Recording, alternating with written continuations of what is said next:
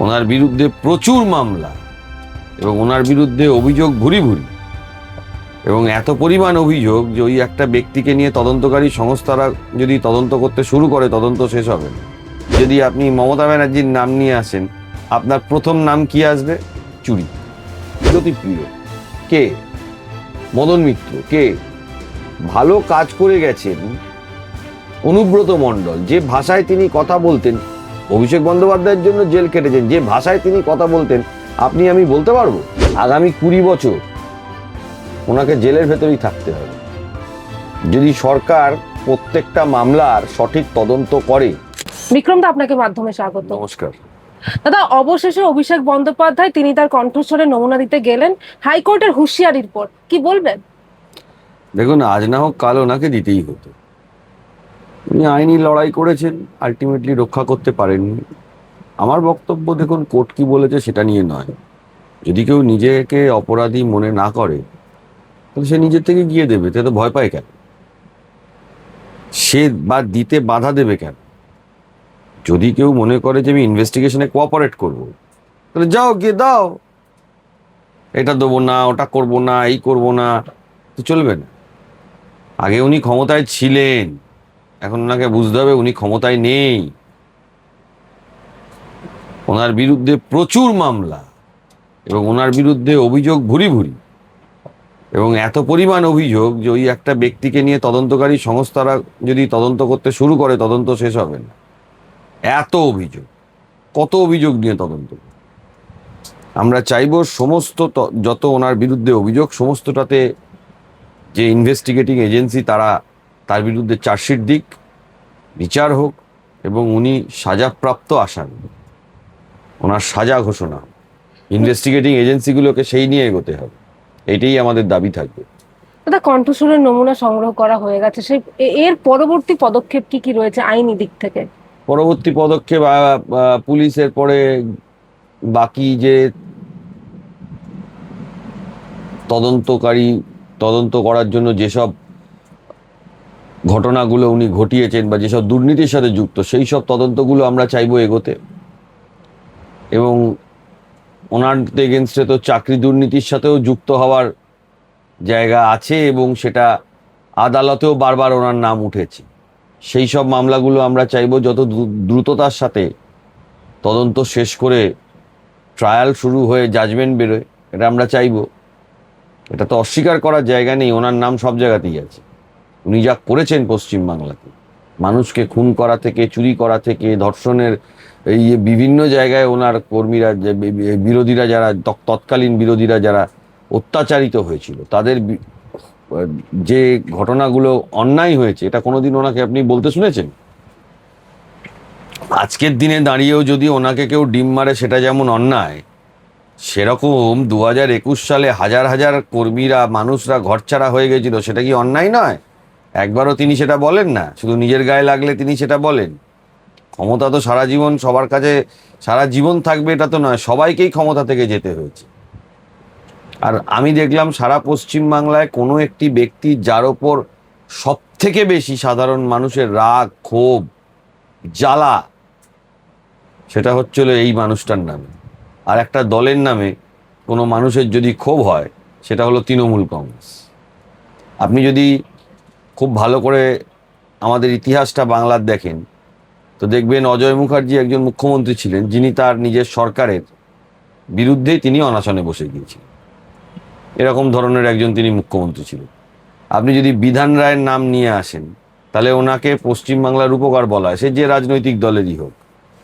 আপনি যদি জ্যোতিবাবুকে নিয়ে আসেন, তাহলে দেখবেন ভূমি সংস্কার থেকে শুরু করে বিধান রায় যে কাজগুলো করে গেছে সেগুলো তিনি রূপান্তর করেছেন। আপনি যদি বুদ্ধ ভট্টাচার্যকে নিয়ে আসেন, তাহলে আপনার প্রথম নাম মনে আসবে হলো শিল্পায়ন, সিঙ্গুর, উনি করতে চেয়েছিলেন। আর যদি আপনি মমতা ব্যানার্জির নাম নিয়ে আসেন, আপনার প্রথম নাম কি আসবে? চুরি। কিন্তু এই ক্যারেক্টারটা এরা বানিয়ে নিয়েছে, তৃণমূল মানেই চুরি। আপনি ধারাবাহিকভাবে যেসব মুখ্যমন্ত্রীরা, আমি তো আপনাদের চ্যানেলেও বলেছি যে আপনাকে মানুষ যদি ক্ষমতা চলে যাওয়ার পর সম্মান করে, তাহলে বুঝতে হবে আপনি মানুষের জন্য কাজ করেছেন। ক্ষমতা চলে যাওয়ার পর আপনি ছেড়ে দিন যে শাসক দল আছে তাদের কথা বাদ দিয়ে দিন, সাধারণ মানুষ বলুন, অন্য রাজনৈতিক দল বলুন, সবাই এই মানুষগুলোকে কি অকপটে সৎ মানুষ বলে বলতে পারছে, বা বাংলার জন্য কি করে গেছে সেটা বলতে পারছে? কেউ বলতে পারবে না। ধারাবাহিকভাবে যে মুখ্যমন্ত্রীরা রয়েছিলেন পশ্চিমবাংলায়, তাদের নামের সাথে কিছু না কিছু একটা রয়ে গিয়েছে। বর্তমান মুখ্যমন্ত্রী কাজ করছেন, কাজ করার পরে যখন আর মুখ্যমন্ত্রী থাকবেন না, তখন ওনার মূল্যায়ন হবে। এখন ওনার মূল্যায়ন হওয়ার মতন জায়গা নাই। যে কোনো ক্ষেত্রে, যে কোনো মানুষের ক্ষেত্রে তিনি যখন ক্ষমতা থেকে চলে যাবেন, তারপর বুদ্ধদেব ভট্টাচার্য ক্ষমতা থেকে চলে গেছেন, তারপরে এখন মানুষ মূল্যায়ন করে পেয়েছে যে না, বুদ্ধদেব ভট্টাচার্য বাংলার জন্য কিছু কাজ করার চেষ্টা করেছে। বিধান রায়ও তাই।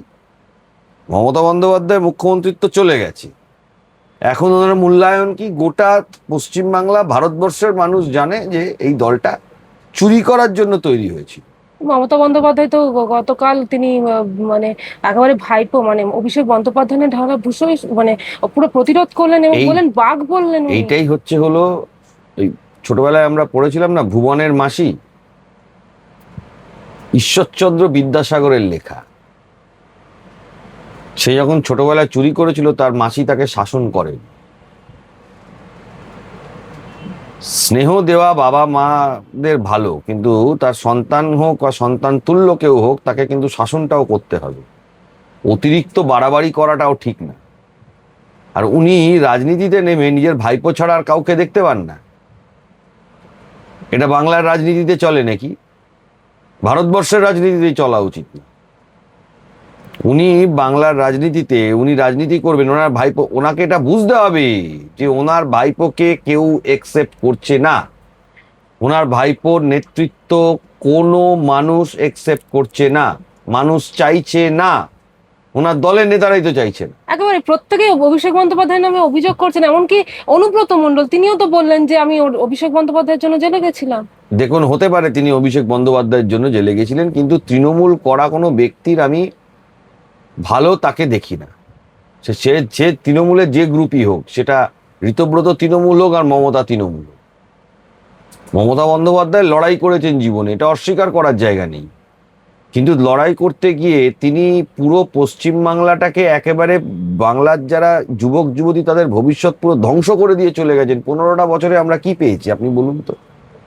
আপনি কি পেয়েছেন? আমি কি পেয়েছি? সাধারণ মানুষ কি পেয়েছে? বিধান রায়ের টাইমে তিনি তা বাংলার রূপকার অনেক কাজ করে গিয়েছিলেন। জ্যোতিবাবুর টাইমে আমরা বিধান রায়ের কাজগুলোর ইমপ্লিমেন্টেশন দেখেছি, ভূমি সংস্কার দেখেছি। বুদ্ধদেব ভট্টাচার্যর টাইমে আমরা সেক্টর 5 দেখেছি, রাজারহাট দেখেছি। জ্যোতিবাবুর প্ল্যানিং ছিল, বুদ্ধ ভট্টাচার্য ওটাকে ইমপ্লিমেন্টেশন করেছেন। মমতা বন্দ্যোপাধ্যায় আপনি বলুন তো, যে রাজারহাটের পর একটা রানীহাট করেছেন, SSKM এর মতন একটা হসপিটাল করেছেন, কলকাতা বিশ্ববিদ্যালয়ের মতন আরেকটা বড় ইউনিভার্সিটি করেছেন। একটা বড় কাজ দেখান তিনি করেছেন। তিনি কয়টা ইউনিভার্সিটির নাম পরিবর্তন করেছেন, এর বাইরে কি করেছেন আপনি? একটা নতুন রাস্তা তৈরি করেছেন মানুষের জন্য, দেখাতে পারবেন? আপনি যত উন্নয়ন দেখছেন সারা পশ্চিমবাংলা জুড়ে, এটা আইদার ব্রিটিশদের করে যাওয়া, অথবা আপনি দেখবেন যে বিধান রায়ের করে যাওয়া, বাম আমলে করে যাওয়া, ওই অবধি গিয়ে শেষ হয়ে গেল।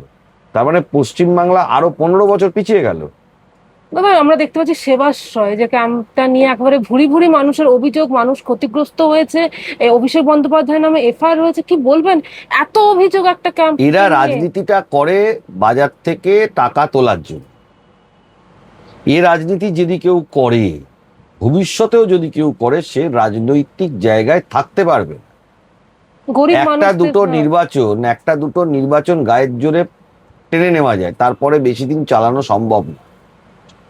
আজকের দিনে দাঁড়িয়ে আপনি যদি পশ্চিমবাংলার রাজনীতির দিকটা দেখেন, তাহলে দেখবেন অনেক যারা আজকের শাসক দল, তারা বিধান রায়ের কথাও বলছে, জ্যোতিবাবুর কথাও বলছে, বুদ্ধবাবুর কথা বলছে। হ্যাঁ, পলিটিক্যাল ক্রিটিসিজম আছে, কিন্তু তাদের ভালো কাজের কথাটাও বলছে।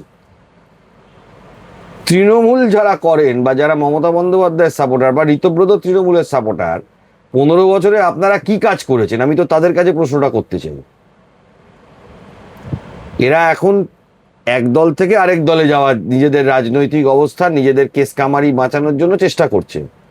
কিন্তু এদেরকে যদি প্রশ্ন করা হয় যে আপনি যে দপ্তরটা সামলাতেন, যিনি মন্ত্রী ছিলেন, তিনি কি কাজ করে গেছেন, সব এই যে জ্যোতিপ্রিয় কে, মদন মিত্র কে, ভালো কাজ করে গেছেন অনুব্রত মণ্ডল, যে ভাষায় তিনি কথা বলতেন, অভিষেক বন্দ্যোপাধ্যায়ের জন্য জেল কেটেছেন, যে ভাষায় তিনি কথা বলতেন আপনি আমি বলতে পারবো, প্রকাশ্যে আপনি চালাতে পারবেন সেই কথা? এরা কারা? তৃণমূল তাই কংগ্রেস। এই মানুষগুলোকে রাজনীতি থেকে সরাতে হবে। এই মানুষগুলো রাজনীতিতে থাকতে পারে না। রাজনীতিতে আদর্শগত লড়াই থাকবে, নীতিগত লড়াই থাকবে, কাজ নিয়ে লড়াই থাকবে, সে সরকার থাকবে, বিরোধী দল থাকবে, যাই থাকবে না কেন সেটা তো থাকবে। কিন্তু এই জিনিসগুলো কি করে চলতে পারে একটা সমাজের মধ্যে, একটা সভ্য সমাজের মধ্যে? আজকে আপনি উল্টো জিনিসটা চিন্তা করুন। ৭৭-এ বামফ্রন্ট এসেছিল, কংগ্রেস কিন্তু তাদের জোর গলায় রাজনীতি করে গেছে। ২০১১ সালে যখন বামপন্থীরা ক্ষমতা থেকে চলে গেল, আপনি অস্বীকার করতে পারবেন না, বা কেউই অস্বীকার করতে পারবে না, হাজার হাজার বামপন্থী কর্মীরা তারা ঘরছাড়া হয়েছিল। ২০২১ সালে হাজার হাজার বামপন্থী কর্মী, বিজেপি কর্মীরা ঘরছাড়া হয়ে গেছিল, এই ক্ষুণ্ণ হয়েছিল। এই রাজনীতিটা কেন হবে? এই রাজনীতি বন্ধ হওয়া দরকার। দাদা সেবাশ্রয় নিয়ে কি বলবেন? সেবাশ্রয় নিয়ে দেখুন, এটা করাই হয়েছিল যাতে করে কিনা ভাইপো কিছু রোজগার করতে পারে। সাধারণ মানুষের জীবন যেখানে তারা শেষ করে দিয়েছে, সুস্থ হতে গেছে। শেষ করে দিয়েছে। তো ওনার বাংলা ছেড়ে, রাজনীতি ছেড়ে চলে যাওয়া উচিত। কোথায়? উনি পশ্চিম বাংলায় যা ক্ষতি করেছেন, ভারতবর্ষের বাইরে চলে যান, বা বাংলায় যদি থাকেন আপনি রাজনীতি ছাড়ুন। এ ভাইপোকে রাজনীতি ছাড়াতে হবে। এ কোনোদিন যদি ক্ষমতায় আসে, ২০২১ সালের মতো ২৬ সালে যদি তৃণমূল ক্ষমতায় আসতো, আপনি নিশ্চিত থাকুন আজকে আপনি আমার সঙ্গে বসে ইন্টারভিউটা নিতে পারতেন না। আপনি আমার সামনে বসে ইন্টারভিউ নিতে পারতেন না। আমি আপনাকে বলছি, যদি ২৬ সালে আজকের দিনে দাঁড়িয়ে যদি তৃণমূল ক্ষমতায় আসতো, আর ভাইপো যদি কোনোদিন মুখ্যমন্ত্রী হয়, বা ভাইপো যদি কোনোদিন ক্ষমতায় আসে, আপনি দাঁড়িয়ে ইন্টারভিউ নিতে পারবেন না। এই জায়গা হয়ে গেছিল পশ্চিমবাংলা। দাদা এই যে সেবাশ্রয় নিয়ে যে ধরনের অভিযোগ বা দুর্নীতির কথা আমরা দেখতে পাচ্ছি, বা মানুষের ক্ষতিগ্রস্ত যেভাবে হয়েছে, সেক্ষেত্রে কি কি আইনি পদক্ষেপ হতে পারে? দেখুন, সরকার যদি তদন্ত সঠিকভাবে করে, যা প্রমাণ আছে, আমি বিশ্বাস করি না ওনার বোধহয় ৩৮ কি ৪০ বছর বয়স, ৩৮-৩৯ বছর বয়স, ৪০ বোধহয় হয়নি। অভিষেক বন্দ্যোপাধ্যায় আগামী ২০ বছর ওনাকে জেলের ভেতরেই থাকতে হবে। যদি সরকার প্রত্যেকটা মামলার সঠিক তদন্ত করে, যা অভিযোগ আর যা প্রমাণ আছে, চাকরি দুর্নীতি থেকে শুরু করে, সেবাশ্রয় থেকে শুরু করে, কয়লা থেকে শুরু করে, মাটি থেকে শুরু করে, গরু পাচার থেকে শুরু করে, প্রত্যেকটাতে যা অভিযোগ আর যা প্রমাণ আছে, আমি আবারও শব্দটা প্রয়োগ করছি, প্রমাণ আছে, আমি আপনাকে এটুকু বলে দিতে পারি যে আগামী ২০ বছর যদি সঠিকভাবে সরকার তদন্ত করে, তদন্তকারী সংস্থা যদি সঠিকভাবে তদন্ত করে ট্রায়াল করাতে পারে, আগামী ২০ বছর উনি জেল থেকে বেরোতে পারবেন না। আইনি লড়াই আছে এবং ওনার বিরুদ্ধে আছে, আমরা জানি, তাই আমি বলছি, প্রমাণ যা আছে। কালীঘাটের কাকু ভয়েস স্যাম্পল টেস্ট দিয়েছিল, সে কি করে SSKM এ অ্যাডমিট হলো, সেগুলো, সেই ফাইলগুলো খুলতে হবে, এত ছেড়ে দেওয়া যাবে না। কালীঘাটের কাকু কোন পলিটিক্যাল পার্টির, দেখুন পলিটিক্যাল পার্টি তাদের স্ট্র্যাটেজি তৈরি করে, প্রত্যেক পলিটিক্যাল পার্টির ডেমি ক্যান্ডিডেট দেয়। কালীঘাটের কাকু কার ডেমি ক্যান্ডিডেট ছিল? কালীঘাটের কাকু তো প্রকাশ্যেই বলেছেন তার বসের কথা। ছেড়ে দেওয়া যাবে না, এবং মানুষ এটা লড়বে, এটা কাউকে ছাড়তে দেওয়া হবে না। অনেকে ভাবছেন যে এই করে নেবে, ওই করে নেবে, এই লড়াই থামবে না, এই লড়াই চলবে। ভাইপোর বিরুদ্ধে লড়াই বাংলায় চলবে। অমানুষিক অত্যাচার করেছে, কারুর সেন্টিমেন্ট পায় না।